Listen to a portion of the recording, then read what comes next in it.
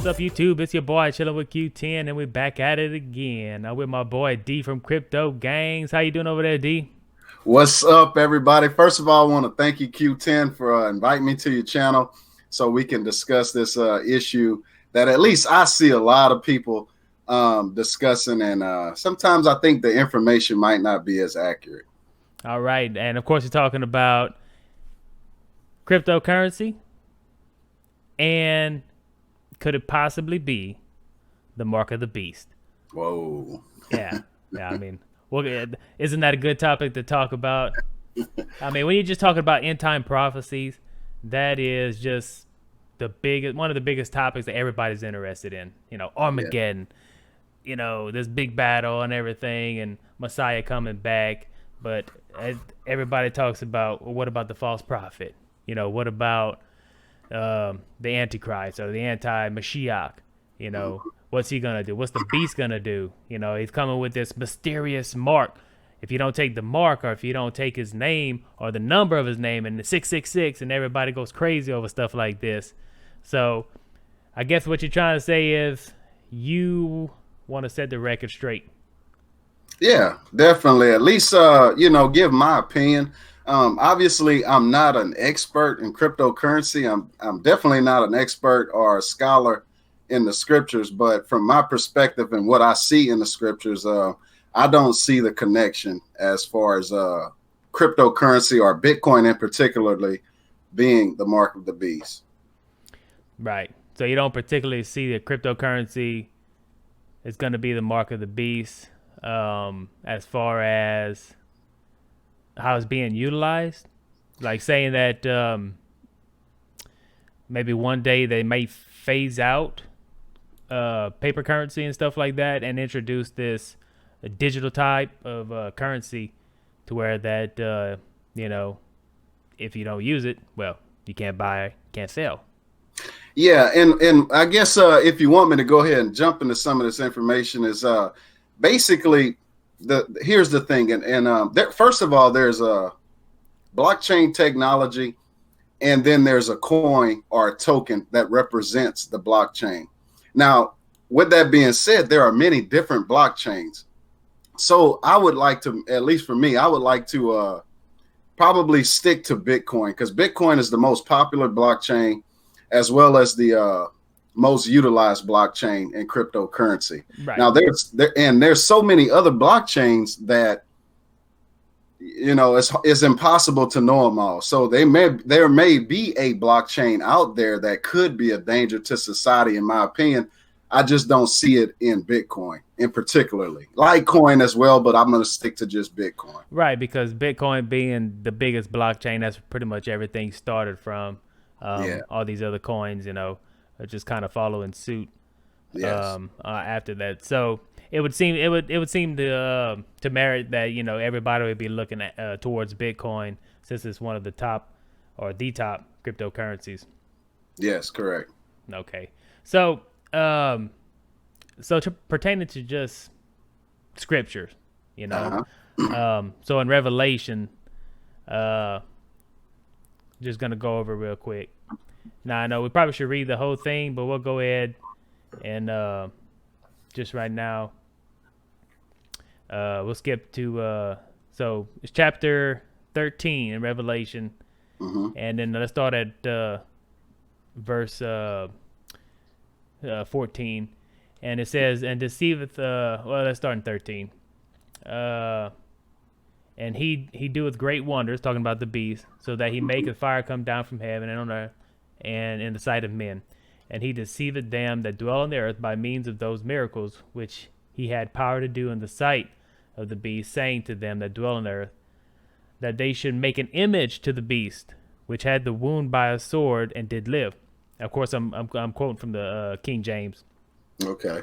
And he had power to give life unto the image of the beast, and the image of the beast should both speak, and that the image of the beast should both speak, and cause that as many as would not worship the image of the beast to be killed. And he causeth all, both small and great, rich and poor, free and bound, to receive a mark in their right hand or in their foreheads, and that no man shall might buy or sell unless he had the mark or the name of the beast or the number of his name.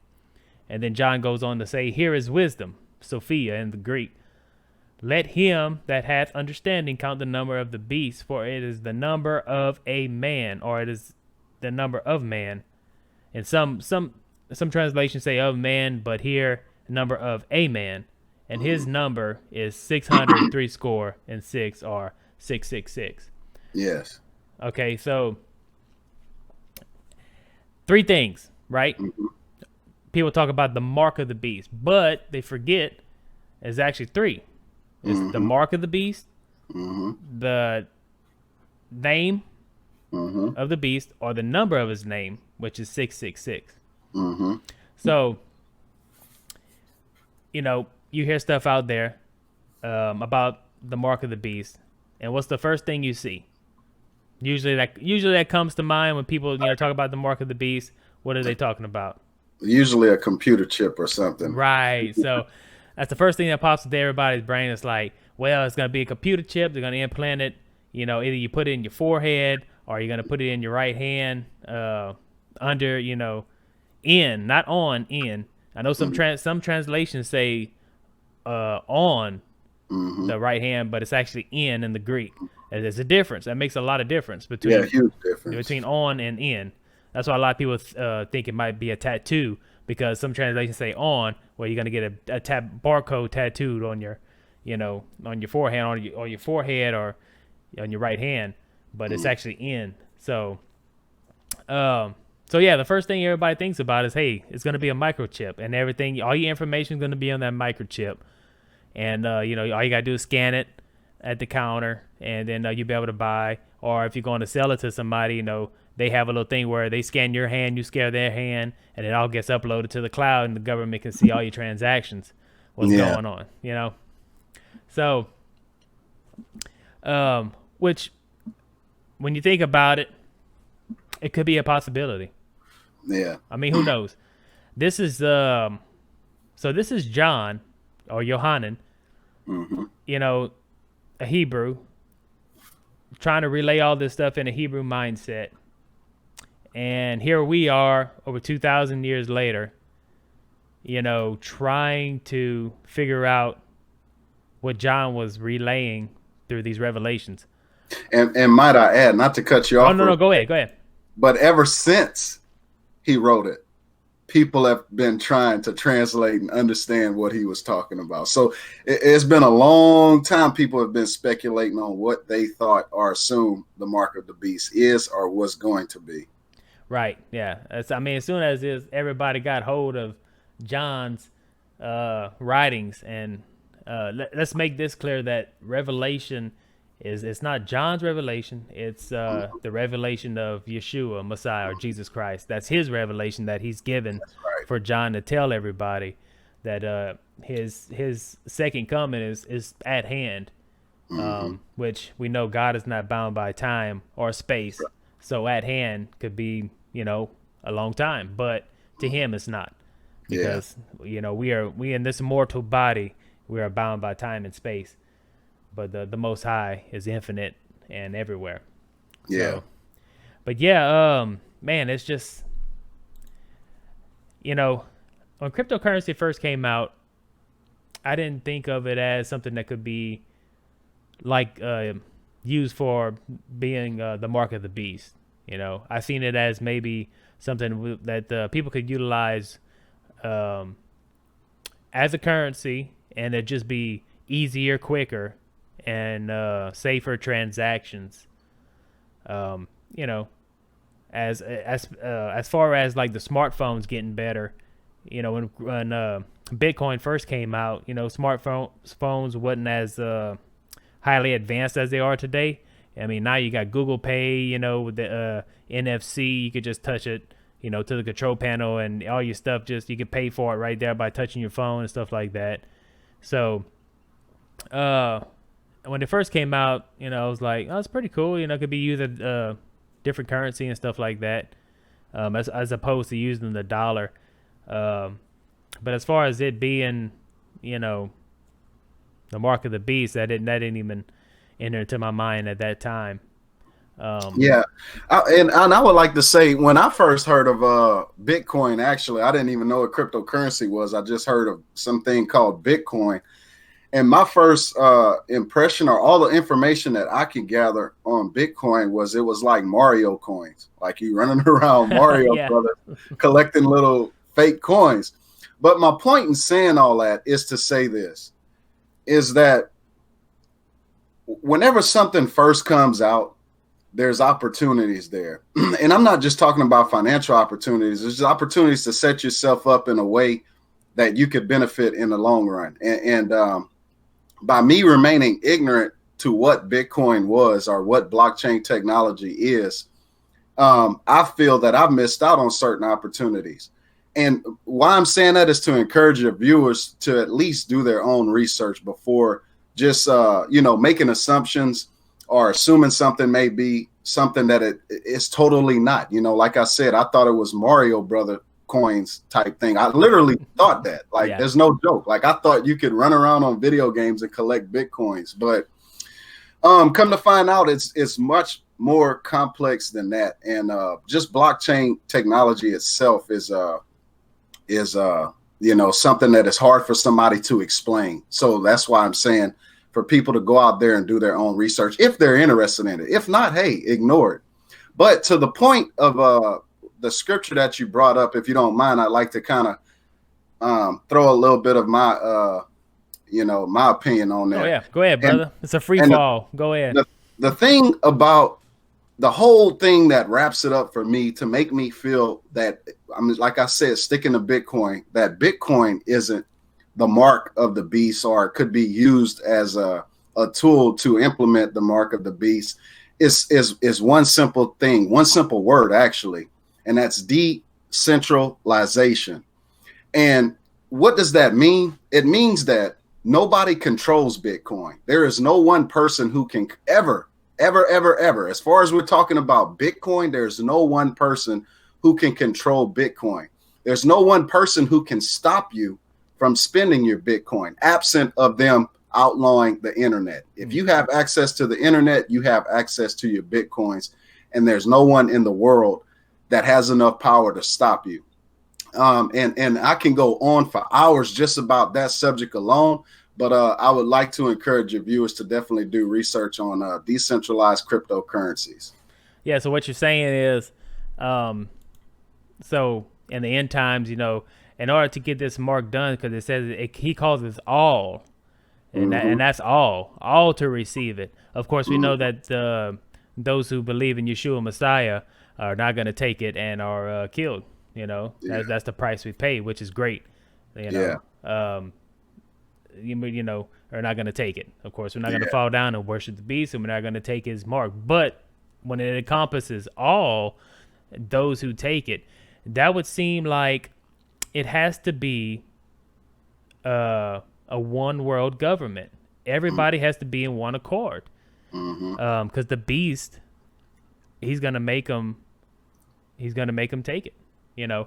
So I mean, if it's all, then everybody has to be in on it. So what you're saying is because cryptocurrency is decentralized right now. Some crypto, right, yes. Yeah, for instance, Facebook has a cryptocurrency that, and I'm not picking on Facebook, Right. but The Libra.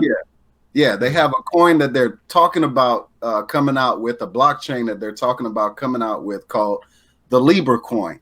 Now, they claim that they're going to make the Libra coin. It's central. It will start out centralized, which means someone controls it. One entity, one person, or some one thing will be able to control and manipulate or change and make it better for whatever reason they think it needs to be better, and then eventually become decentralized. Anytime you have in my opinion, the whole movement in cryptocurrency, or the backbone of cryptocurrency, of why it was invented, in my opinion, is that the people were tired of central control. They were tired of people being able to just print money anytime they want to. Right, like the Federal Reserve. Exactly. Yeah. And manipulating and depleting your savings account. That's basically it. They don't even have to take $1 out of your savings account. They just print more dollars and it devalues. Yeah, correct. So inflation is a hidden tax. Yes, the correct. The more you print, the more it inflates. So it's just a hidden tax on your bank account. That's right. And so what Bitcoin main goal was to give people the opportunity to get away from the middleman, to get away from centralization, and to open up the world. And I know we just got through talking about one world government, but in a good way, in my opinion, Bitcoin unites everyone in the world and put us all on a fair playing ground, meaning that regardless of any sanctions, regardless of any, in any kind of law that tries to be implemented to stop me from helping my brother, say Q10, if he was in Germany and we had sanctions, if my brother in Germany is starving to death, I could send him Bitcoin and there's no one that can stop me from doing it. And I know that that's positive and it can be a negative thing as well, but it's the same with your fiat currency or with fiat currency. There's positives and there's negatives in it. Right. Yeah. I mean, it could be misused, of course, like, one reason why they want to try to outlaw it, of course, is because they think all the drug dealers are using it. Yeah. And I think they say that because they see the bigger threat of cryptocurrencies, because you would have to be, okay, we're talking about educated men and women in our government. No one can dispute that. They're all educated for the most part, men and women. So they would have to be crazy to think that people aren't using their fiat currencies to buy and sell drugs and make transactions. Right. You know what I'm saying? So to say, well, Bitcoin, they're using it to sell drugs, I think is just an excuse to get the people to, number one, not want to look into it.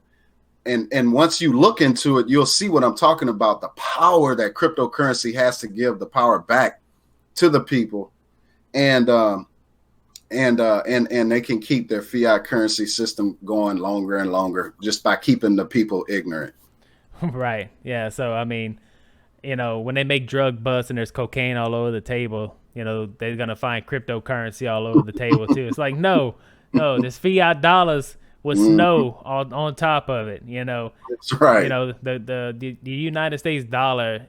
If you're gonna run drugs or something like that, you're gonna pay for your stuff in currency, because you can't trace it. If I do a transaction, if I buy something off the street with somebody, who knows? It's just me and that guy, unless somebody else is with me. But if it's just me and him, I just gave him $20. That exchanged $20 from my hand, and he gave me whatever. Yeah. Who knows? Yeah. Well, with Bitcoin, if you make a transaction, there's still a ledger. That's right. There's still something there. So it's like, how can you say that Bitcoin is worse than your fiat currency, and that you're afraid that drug dealers are using currency, man? Yeah. People who they're not using, they may be some people on the black market, may be using Bitcoin because it's quicker. Yeah. With just a click of the button instead of have to meet in person or whatever, drop off some currency or whatever not. And it's cheaper than Western Union by probably 10 times cheaper. Right. It's like what, 1 cent on the dollar or something like that? It's real cheap. Yeah. So yeah, that's a bunch of hogwash. They just don't want to compete with the U.S. dollar because they want that petrodollar as a world reserve currency. And we had discussed this a couple, the last week, talking about Venezuela. How Venezuela wanted to have create their own cryptocurrency and start selling it, their oil, using that cryptocurrency. And they shut them down pretty quick on that. They didn't want them. It's like, no, you got to use the U.S. dollar. I'm sorry. Yeah. No. Yep. Yeah. Yeah, man. It's a trip. I before I knew about cryptocurrency, like I said, man, it was so many. And then once I started hearing more about it, it was the negative media attention that I was getting. It was for drug dealers. It was for pedophiles. It was for so many negative things they were saying. And But once I really dug in and did my research and started understanding, look, and I still fully don't truly 100% understand because I'm not a coder. You know, I can't code a blockchain. So, but once I saw the implications that it had on society and what it could do for the people, not just in America, not just in the Western world, but also the whole world, it's a wonderful thing in my opinion, and it could create wealth and opportunities for people who would have never had those opportunities just by using cryptocurrency. Yeah, I mean, especially in these underdeveloped countries. Some of these countries have, they got cell phone towers out there, man. You get, people have internet. They might have a mud hut, but they have a cell phone with 4G or a cell phone with 3G, know. And that's all it takes. It doesn't even take that. You can use a satellite phone to make a Bitcoin transaction. Yeah. And there's actually some blockchains as we speak. I know I'm getting off subject here, but there are some blockchains as we speak that are trying to get their own satellites up there. There really are some. Yeah, I mean, if they don't want to, if somebody attacks the server down here, you can still have satellite uplink. Yeah. As far as whoever would try to take the servers out. Who would want to do that? Russia. Everything's Russia. Yeah. If you look in the news media, everything's Russia. Russia this, Russia that. They were in everything. Putin's bad. It's like, well, Putin had, Putin ain't the greatest, but I guarantee you he's not worse than some of we had. But Mao Zedong and everything like that. Yeah. But all right, back on subject. We get out, but we'll leave those conversations for another day. Yeah, definitely. So, okay, so with all this, so you said cryptocurrency could put the power back in the people's hands. Mm-hmm. So, do you think that power could can turn within the future, and that power can be used, like we're saying, be used for like the mark of the beast? I know you say because of decentralization and stuff like that, but what if they twist it and then it's centralized under a one world government, and that power is turned on the people? Well, the only way, in my opinion, and from my limited knowledge, right, that I could see something like that happening is to, number one, go in every single person's home and take their computers, because the blockchain is distributed among millions of computers. And in order for something to be true on the blockchain, there has to be a consensus. All of these computers have to agree that this is the truth. So that's the only way I could see it. Now, there is another way. One other way. I said one, but there's actually two. The other way is to create a centralized cryptocurrency and make it accepted, where everybody accepts it, and the decentralized blockchains go away. That's the only other way, man. It has to be centralized, and one entity or one group of people or one person has to control it, and they can manipulate it and change things and, steal from you. But on a decentralized blockchain, it's virtually impossible without taking everyone's computers away. Everyone who shares the ledger on their computer away.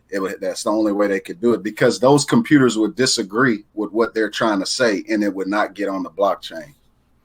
Right. So, just looking at scripture itself, what would you say could possibly be the mark of the beast? Well, man, that's something I've wondered since I was a little kid, man. Ever since I even heard of the book of Revelation, that's probably the biggest thing that sticks out to anyone, especially a child. Because if you believe in scriptures, that's the last thing you want to do is accept the mark of the beast. And so growing through time, first, I was like everyone else. I thought it was a computer chip. But as I get older and I kind of look around the world that I'm in today, I think it's more, me personally, I think it's more so to do with the spirit of a person or the actions that you take. So in other words, your mind and your ability to do things was why I think it represents the right hand as well as your forehead. So you take on the persona. I don't know if I say the persona, but you take on the mind of the beast, and you do his will. That's kind of what I see as the mark of the beast. Right. So in essence, what you're saying is the scriptures say either you get in the forehead or you get in the right hand, and so your forehead right here, this is your thinking process, and then your right hand. The right hand in ancient, in any type of ancient culture, you had the right hand and the left hand. Usually, the left hand was bad. It was considered something to do with something evil or witchcraft or whatever not. But your right hand was the strong hand or the good hand. So it was something that you do, that you work with. So in a sense, what you're saying is the mark of the beast is going to be the way we think and what we do, in our actions. Instead of a material thing like a computer chip or a cryptocurrency or whatever else, a tattoo, barcode, whatever. So you're saying that it's a spiritual aspect that if you have to take this mark, which in the Greek it could be mark or it could be a token. In the Greek word in Revelation when it says mark, it could actually be a sign. Just like back when Cain murdered Abel, and the Most High sent him off, and he's like, paraphrasing, if you send me off, people are gonna kill me because of what I did. I'm afraid that my burden is too much to bear. So it said that the Most High put a mark. In the King James version, it says he put a mark upon him, but that word for mark in the Hebrew translates into sign. So there was a sign upon Cain that no man should kill him, to distinguish him between him and everybody else, to where they wouldn't kill him. So whether that was because not everything's literal in the Bible, of course, in Scripture. And also the reason I lean that way as well is because starting in Genesis and ending in Revelation, the whole Scripture to me seems to be driving the readers more into the spiritual and disconnecting from the physical, meaning the flesh. So I think that when the Most High speaks and he says that anyone that, and I can't remember what scripture that is, but basically anyone that takes the mark of the beast or the image and worships it and all of those things is will taste the lake of fire forever and ever. You know what I'm saying? I think that's basically what it says. And I don't want to speak for the Most High, and I try my best not to do that because it's definitely not my position to do that. But from what I gather from the whole of the scriptures is that it's more based on the spiritual and not the flesh. This flesh will rotten, whether it has some mark on it or not. The worms are going to eat that one day, and this flesh will no longer exist. But my spirit, according to the scriptures, lives forever, whether it's in damnation or in the kingdom with his son. Whether in damnation or in redemption. Yeah, there you go. So I think that I think it's more to it than just some mark on your flesh. That's why I lean more towards the mindset or doing the will, and therefore worshiping the image thereof. You know what I'm saying?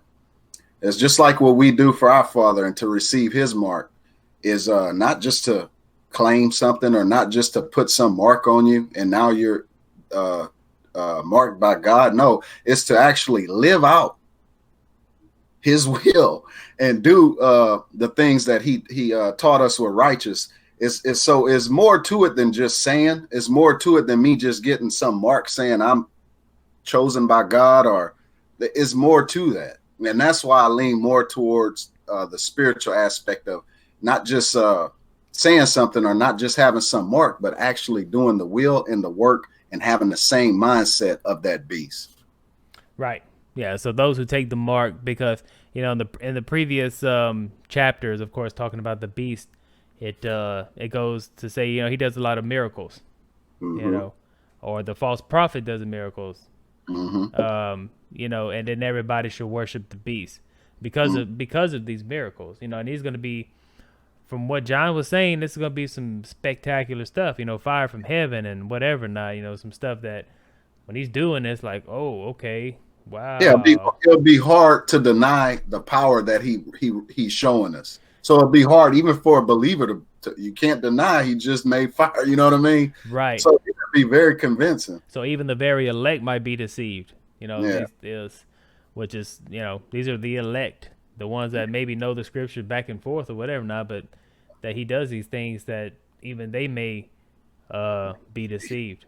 But the whole, revelation itself being penned by John to 7 churches, in the first century, at that time, that's what it was written towards, those 7 churches and that mindset, first century mindset, and here we are in the 21st century trying to understand something written in the first century that was put out to 7 churches. Like they say the Bible was written for us, but it wasn't written to us, Mm-hmm. in that sense. So we have, our culture is kind of Greco-Roman mindset.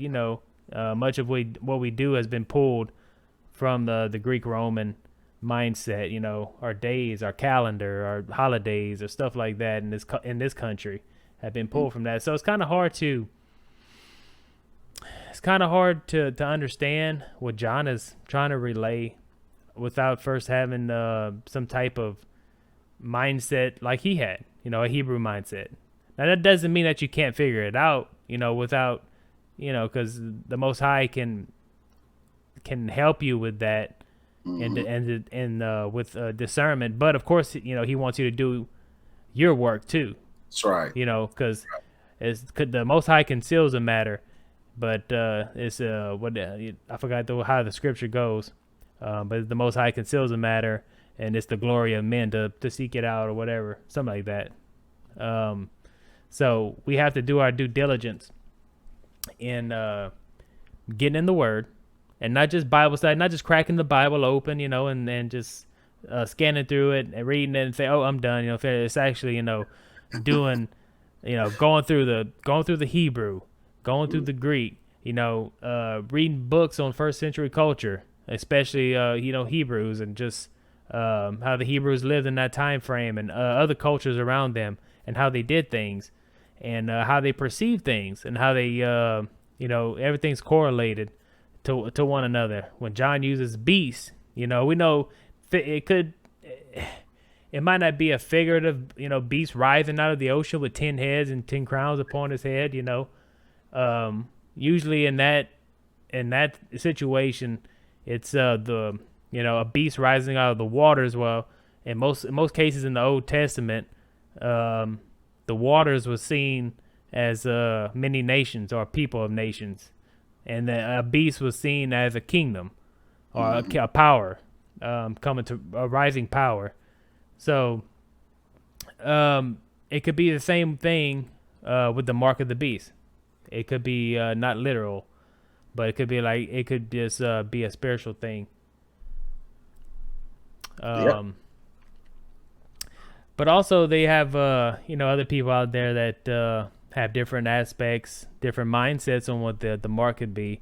I know for like Seventh Day Adventists, they claim that the mark of the beast it's not a physical mark, but it's going to be a spiritual mark. But it has something to do with the Sabbath day, and Rome and the Catholic Church changing the Sabbath from Saturday. Yeah. For changing it from Saturday, which is the 7th day, to the first day, Sunday, or the veneral, worship of the rising sun on a Sunday. Of course, that's where we get, Sunday from the Greeks and the Romans. So they're saying that the Pope once we have this one world government, the Pope is going to say that we need to make Sunday the official Sabbath day. Everybody needs to be off, no work. Everything has to be done on this day, Sunday. Because we have changed the law. We have changed the fourth commandment because we have the power to do that. We have changed the Sabbath day from the seventh day to the first day because we have the power to do it. We are the vicar of Christ on earth, and that's what they claim, and they even say it. And there's plenty of resources out there. If you want to go ahead and check it out, just don't take my word or Derek's word for it. Go out there and research it for yourself and make sure what we're saying is true. But there's many resources out there stating where the Catholic Church has done this, changing it from the seventh day to the first day. And this is the fourth commandment. This is the fourth commandment. And he said, remember. Why did he have to say remember? Because he knew we would forget. That's right. So what's your take on that? What you think? You think that could be the mark of the beast? Oh, man, look. That's definitely not one I'm scratching off my list. I mean, that's very possible. The problem with that is, and I say a problem, is because I'm not speaking from a person. I'm speaking from a everybody aspect. Is that the problem with that is that we have a lot of loved ones who don't see that, and the first day of the week. The first day of the week is the day now. It's the normal. And so by going along with the 7-day Adventist, which is very possible in my opinion, it hurts the heart to believe that that's what it is. You know what I mean? So that's what makes it so hard to just, come out and just grasp that and say, this is it. You know what I mean? Because it hurts, because I know I have a lot of loved ones, who won't even consider the seventh day. And the first day is the norm. And that's what it's been since they've been alive. And that's what it's going to be, at least what they'll say until they pass. So, I say that it's very well possible. Like I said, I also believe that it's not a physical mark. You know what I'm saying? So that's definitely one way it could go. What about yourself, man? What do you think on that? Yeah. So it fits in with the buying and selling thing because when they changed it over to Sunday, and of course when we came over here and we set up this country and everything like that, most of the people knew that the seventh day was the Sabbath. Mm-hmm. It wasn't until later, until it crept in, and the church's theology started creeping into the Protestant. The Protestants fled the old country to come over here because they were tired of all that. The Roman Catholic Church telling them, how to worship the Most High. They didn't want to worship the Most High like they were worshiping them. They wanted to do their own thing. So a lot of, the Protestant Reformation or whatever, they came over here, and a lot of them were Protestants, but a lot of things from, the Catholic churches, or just the papacy itself, because I don't believe, not all Catholics are, they're very good people. My grandpa on both sides were Catholics. I went to Catholic church with them and stuff like that. And there's a lot of good people in the Catholic church that love the Lord, and, they're going to be in the kingdom with them. And I believe that wholeheartedly. But there's a lot of practices within the church system that I don't agree with. One of them would be the seemingly worship of Mary. We don't do that. There's only one that we should worship, and that's Yeshua Messiah and the Father. Mm-hmm. That's clearly in the Bible. So, there's a lot of things I don't agree with, but I definitely don't agree with them having the power to change the Sabbath from the seventh day to the first day when it's the fourth commandment, and he said to remember it and to sanctify it and to make it holy. But when they did change it, and when it crept in over here and it started establishing, even to this day a lot of places are closed on Sunday. Yep. And before I can remember as a kid, some places were nowadays, they trying to get that money, but I can remember when I was a kid, there were certain stores, if it was Sunday, matter of fact, Saturday, evening, you were running to the store to catch them before they closed, because on Sunday they would be closed. As a kid, I can remember that. In fact, I think before there was a Super Walmart, I could be wrong, but as a kid, I want to say Walmart, before it was a Super Walmart, would close on Sundays, or maybe were open half a day on Sunday. It was something like that. So it's not that far removed that we were dealing with that, where businesses were closed on Sunday. Yeah. And it was a lot, like you said. And nowadays, people want to make that money, and then they're not as hard pressed to be closed on Sunday. Yeah. But I mean, nobody was buying or selling, Mm-hmm. on a Sunday. So I can kind of see that going hand in hand. If you have a one world government, and then you have the papacy comes out and saying that we have to make the Sunday has to be, the day where nobody goes to work, nobody's open, no marketing, nothing like that. You can't do nothing, no buying, no selling.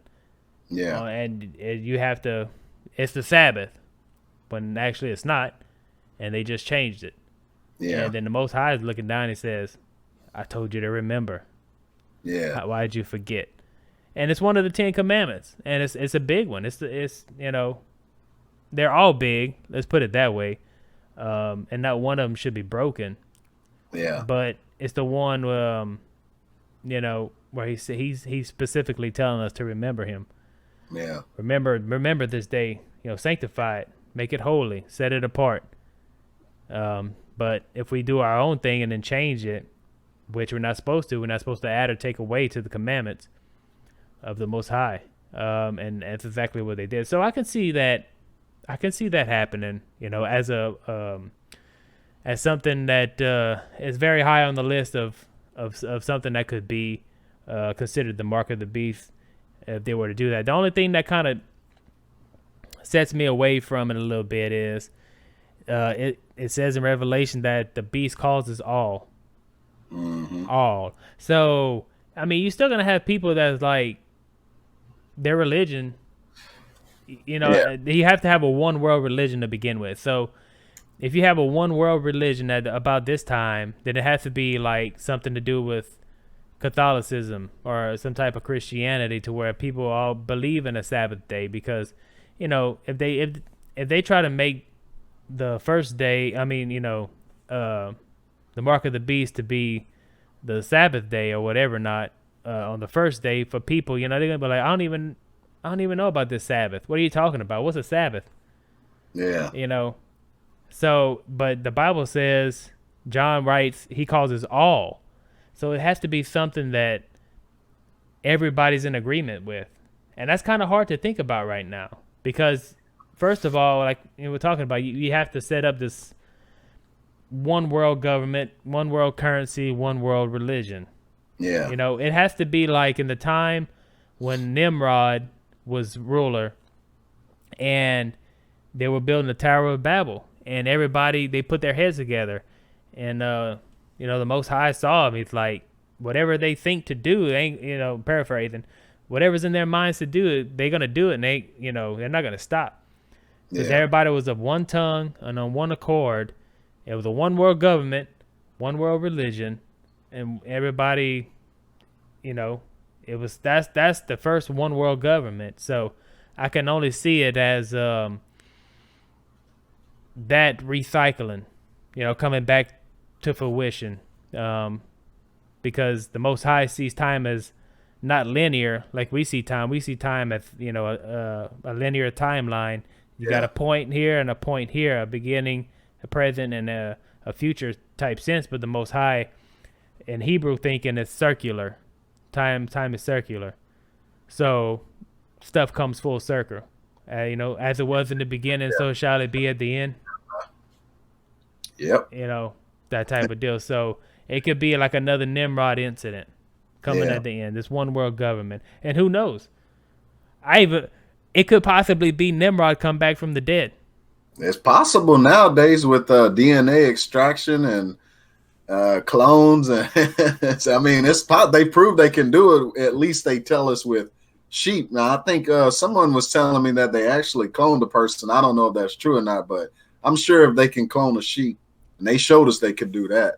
They could definitely extract DNA from some old bones and duplicate or replicate something that was here before. Yeah, I think they said that they found the body of Nimrod. You know, Oh, during the Iraqi war, yeah, that they found a sarcophagus and they have his DNA.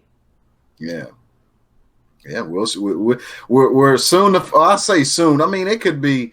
That's another thing. People, ever since the passing of the disciples, people, even the disciples themselves, believed that they were going to see the end of this world.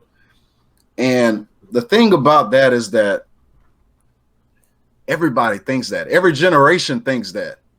Now, I'm not taking away that you should live like tomorrow's going to be the end of the world. You should.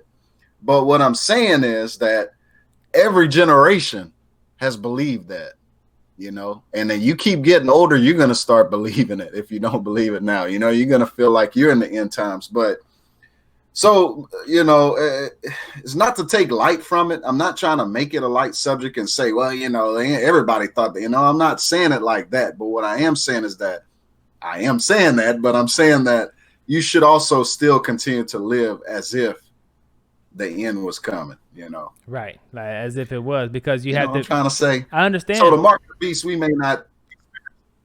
Yeah. Yeah. Most definitely, I understand.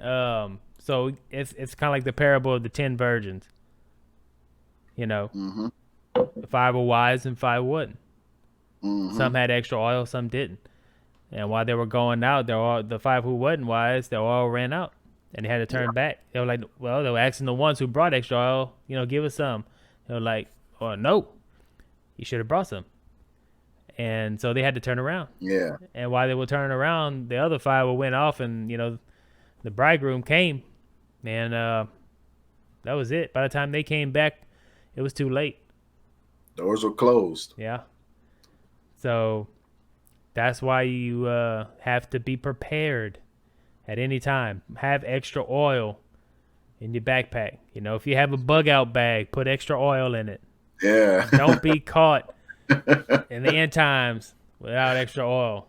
Yeah. If anything, cook some bread with it. You know what I'm saying? Yeah. Especially if you have freeze dried stuff, you know, that Yeah. 25 year shelf life stuff. You better make sure you have some Tabasco sauce or something with you. So Yeah, just having fun, guys. But yeah, man, I think cryptocurrency. Look, cryptocurrency can help us. It can hurt us. The thing about it is, in my opinion, what's very important is to know what blockchain and what cryptocurrency you're dealing with. What blockchain and what cryptocurrency we will accept. If we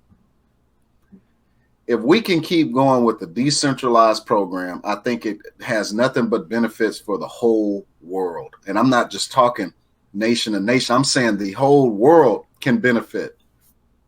But centralized cryptocurrency, be very wary of that. I don't doubt it if governments will start creating their own centralized cryptocurrencies, number one, to continue to manipulate markets and control prices, and also control people.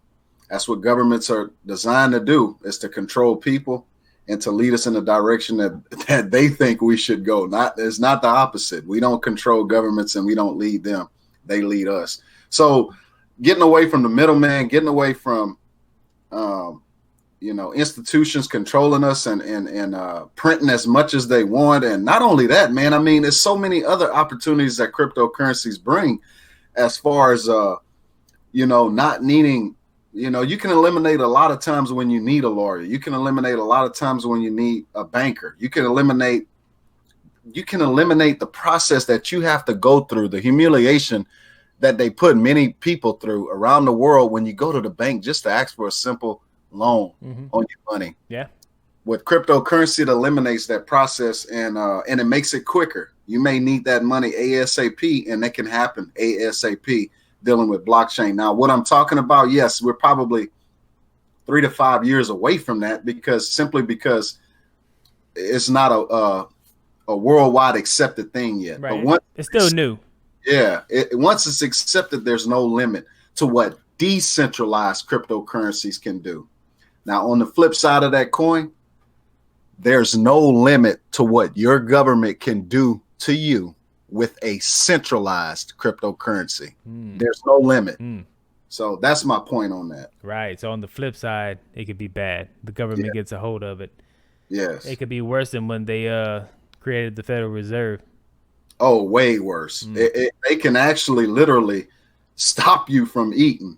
You know what I'm saying? And you could be a millionaire and they could stop you from eating, just like they do with the dollar. You know, they'll go into the banks and all they need, I guess, is a subpoena or judgment from a judge saying to seize or lock your bank accounts. And but with the decentralized cryptocurrency, that's impossible for them to do. It's impossible. Right. Yeah. So, you know, and that's why I was saying, you know, just thinking about it, you know, playing the devil's advocate. On the flip side, you know, if these governments, if we do have a one world government, and they create their own centralized currency that everybody has to use, cryptocurrency, they could stop everybody. They could stop you in your tracks from buying and selling and pretty much eating, you know, getting your bread. Absolutely. The thing about that, though, Q10, is that it has to be a centralized blockchain. Now, here's the thing. Say that happens. Say, let's just say here in the United States, say our government tomorrow outlaws Bitcoin and they introduce some new coin that's centralized. They still have no power. The power still lies in the people to decide whether they accept it or not. You know what I'm trying to say? So, like, we could still say, well, we choose Bitcoin and continue to transact with Bitcoin. And they can have their little blockchain, but nobody uses it. You know what I'm trying to say? So therefore, we don't give them that control. It's up to us to decide whether they have that control or not.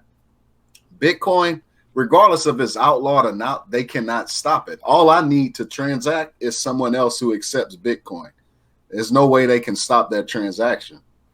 Now, they may find out I'm making those transactions and come and arrest me, but they cannot arrest Bitcoin. You know what I'm trying to say? They cannot Bitcoin. Right. Well, you know, I tell you what, if somebody comes out with a blockchain and the name of that blockchain is 666, all right, then I'm going to start rethinking this whole is cryptocurrency, the mark of the beast type stuff. Okay. Yeah, I'll definitely not use that cryptocurrency. Me personally, you do what you want, but I won't use it.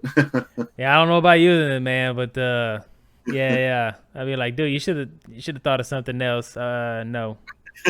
any other name, but 666. That's not a good cryptocurrency. Yeah. You should have thought that one through, buddy. Yeah. All right, for you people out there that's watching this video, don't start your own blockchain with 666, please.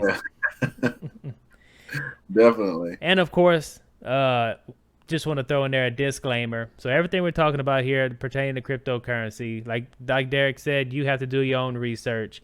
You go out there, you know, if you're trying to get in, if you're thinking about getting into cryptocurrency, make sure you do your research first. Like he said, we're not experts in this. So everything we say here is just for content, but you go out there and you do the research yourself before you spend your hard-earned money and get into crypto, because you could lose it. Not, you know, everything you put into it, you could possibly lose. Let's just put it that way. If you don't know what you're doing. Yeah, definitely. Not experts. This is just our opinions on the scriptures as well. You know. So most definitely, yes. Don't put your salvation on what we're saying. No, of course not. Yes, you have to work out your salvation with fear and trembling. Yeah. You know, it's people say work out your own salvation, but there's only one salvation, through Messiah. Yeah, so right. Not each person has his own salvation. There's only one way to the Father, and that's through Messiah. That's right. So fear and trembling is just that reverence for the Most High. So you have to do your due diligence and with Scripture, as far as what we're talking about here too, and just giving our opinions on what possibly could be the mark of the beast.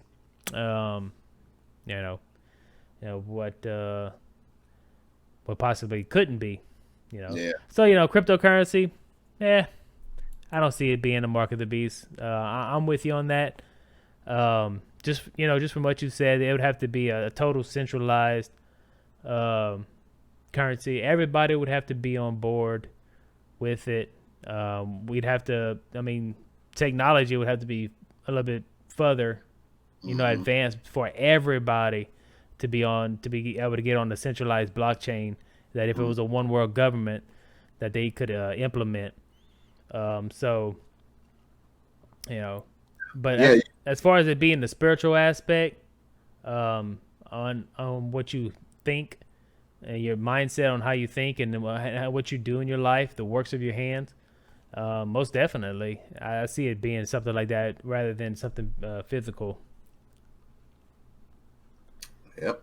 As far as a microchip or Elon Musk, he's coming out with his Neuralink.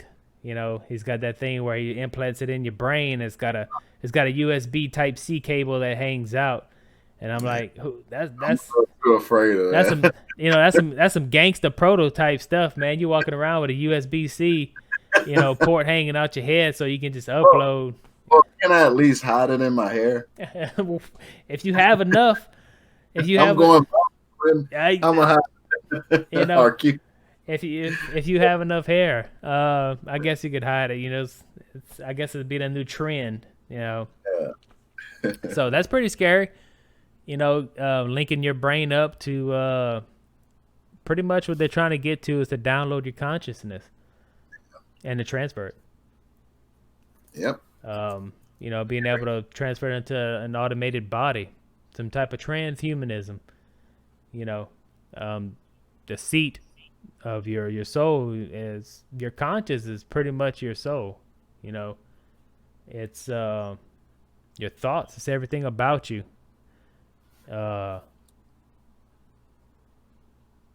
that's the way they, the elites of this world, and like Paul said, there are powers in high places and rulers that we can't see. Paraphrasing, of course, but these are rulers that we can't see, and in my opinion, are in a different dimension. Yeah. Just like in the book of Daniel, when was it Gabriel? Gabriel was trying to make it to Daniel, and he was like, "I'm sorry, I was held up." Paraphrasing, of course, I was held up by the Prince of Persia, and it's like the Prince of Persia. You were fighting with the Prince of Persia, and it's like when you think about it, it's like no, it was a rulership that was set up over the kingdom of Persia that he was fighting with, and in my opinion, this all goes back to when the Most High set up these the messengers. Of course, if you read Genesis 6, where it talks about the fallen angels, as they call them, but in the Hebrew it's messengers. These fallen messengers coming down and mating with women and causing all this havoc on earth, creating the Nephilim, and then God seeing everything, in chaos, or what they cause, teaching men to do all kind of crazy stuff. If you read the book of Enoch, and that's, he gave them 120 years to repent while Noah was building the ark. And so he set up these messengers even before the flood and after the flood, when he told them to disperse and to be fruitful, multiply, and disperse, and they didn't, and that's where you get the Tower of Babel.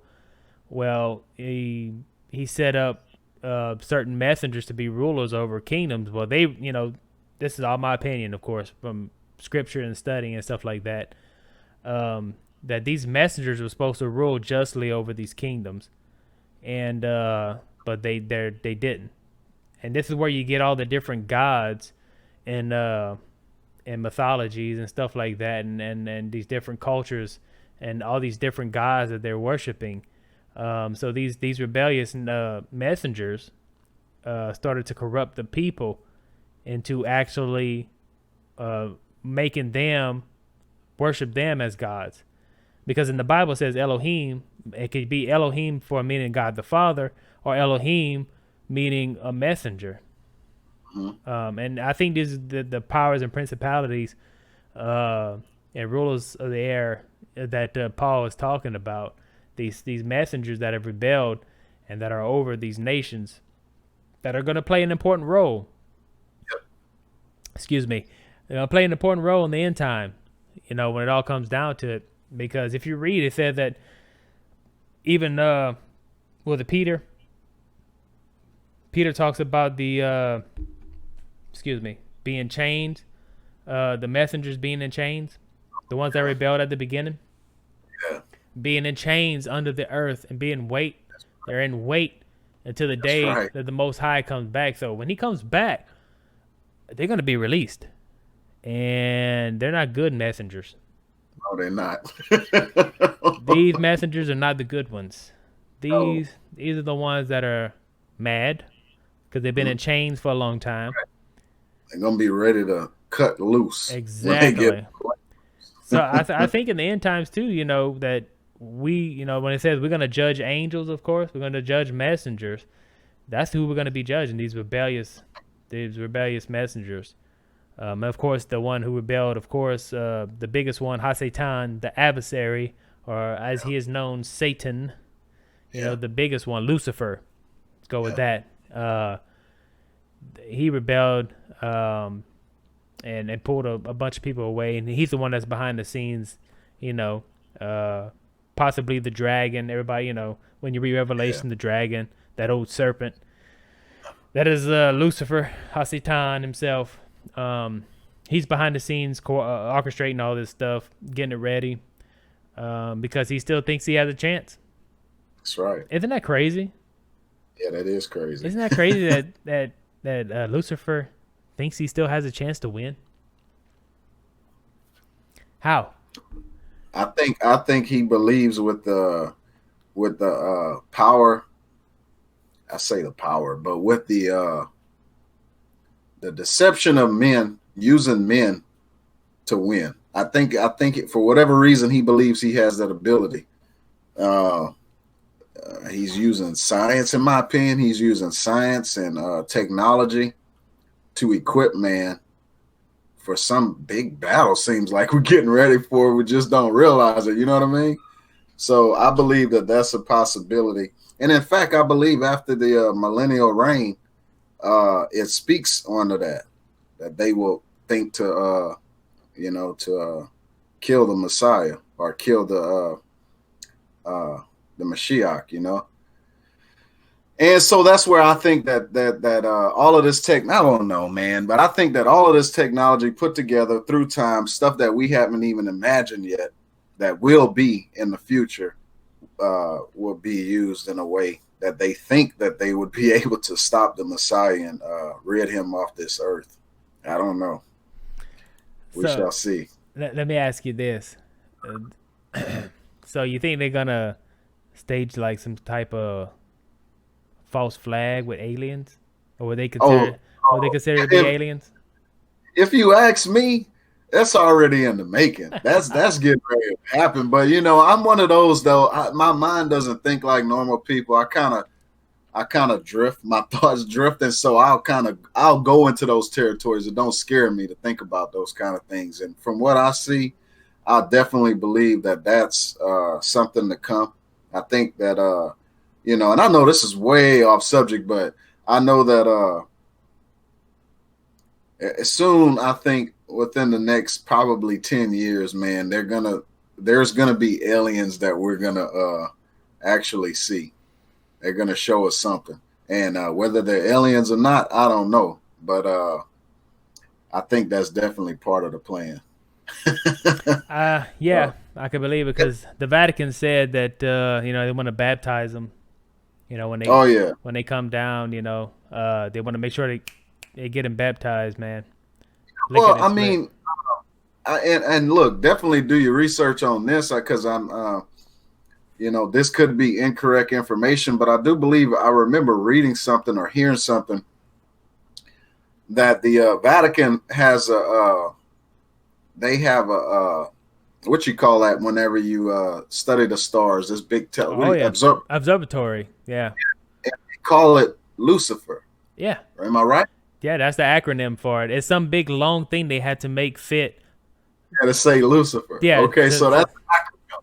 Well, anyway, Lucifer told them, Lucifer, their little eye called Lucifer, told them that there's something that's coming to this earth that's going to make us rethink the scriptures. Now, what does that mean? I have no idea, but supposedly Lucifer's showing them something through their little Lucifer eye that they got sitting on something out. So do your research on that, and then you'll kind of see where my mind is on aliens and what I believe, and I could be totally wrong, but that's just my opinion. That's the way I see it right now. Yeah, I'm trying subject to change. Yeah, I want to look that up. I'm trying to look up and see what it stands for.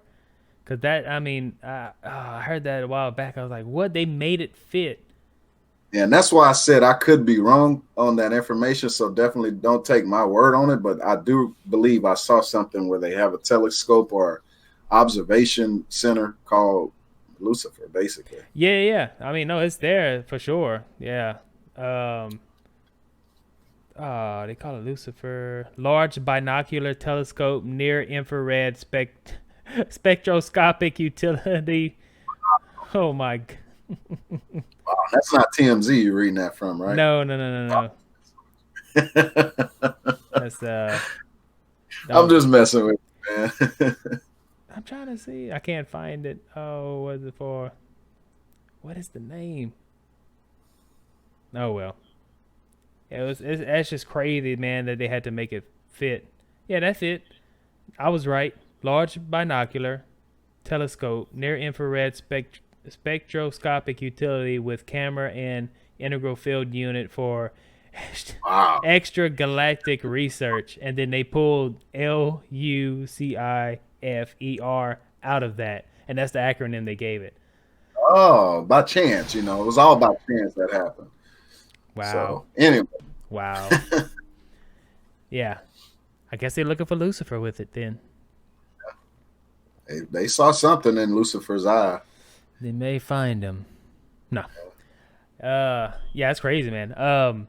So yeah, end times, man, cryptocurrency, mark of the beast.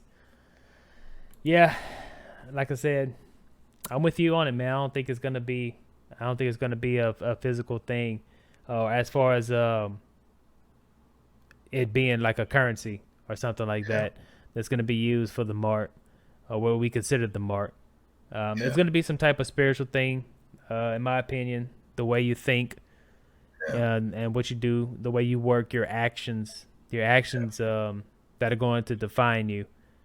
And you're either going to take the mark or the number of the beast, or the name of the beast, or the number, and worship its image. Yeah, and worship the image. And just like Shadrach, Meshach, and Abednego, their Babylonian names, they didn't bow down to worship the image, and they were thrown into the fire. But the Most High was with them, and he kept them from all that. We know at the end time there's going to be some fire, coming back to cleanse the earth through fire this time, not water. That's right. But yeah, man, I don't see it. And like you said, you don't see it either. Yeah, I don't know. Now, I think my whole key, like I said, I know I keep reiterating it, is the decentralization versus centralization. And that's one good spot for your listeners to go and do their research on. Right. Centralization and decentralization, and what both mean, and in terms of how we keep power in the people's hands, and how power is transferred over and out of the people's hand into the ruling class, which our government, let's just put it that way, how power is transferred over and into their hands. Just like with the Federal Reserve, when this country was created, the Congress had the right to to coin, and actually gold and silver was supposed to be what was supposed to be used for money, and that was the only thing that could be used for money was gold and silver. But the thing about that, to take note, is that when the government decided to change it, the people didn't stand against it, and therefore here we are sitting with a fiat currency system. Yeah, since 1913, that they signed the Federal Reserve Act. And I know they did it over the in the secret of dark. made these changes with the currency. But I think that the people didn't. I guess they kept the people ignorant and didn't really truly understand the idea of what a fiat currency could do. Well, they rushed it through. And No, they did it. They did it around the Christmas time. It was like I at remember, night, and it was around Christmas time, and nobody was worried about it. Everybody wanted to celebrate Christmas and all that, and people were with their family, but they rushed it through Congress and had what was his name, Woodrow yeah, Wilson, go ahead and sign it into law. And then afterwards, he had remorse. He's like, I can't believe it, that he actually did it because at the time, being pressured to do it, he didn't think of all the consequences. But now, the consequences are definitely here. Having a centralized bank that's not even part of the United States. getting ready to say that have an entity that's not even really obligated to do things in the interest of this nation. They are obligated to do the interests of their organization called the Federal Reserve, a Exactly. private Right. organization that is. Yeah. 'Cause there ain't nothing federal about it, as we know. Yeah. But yeah, man. Uh,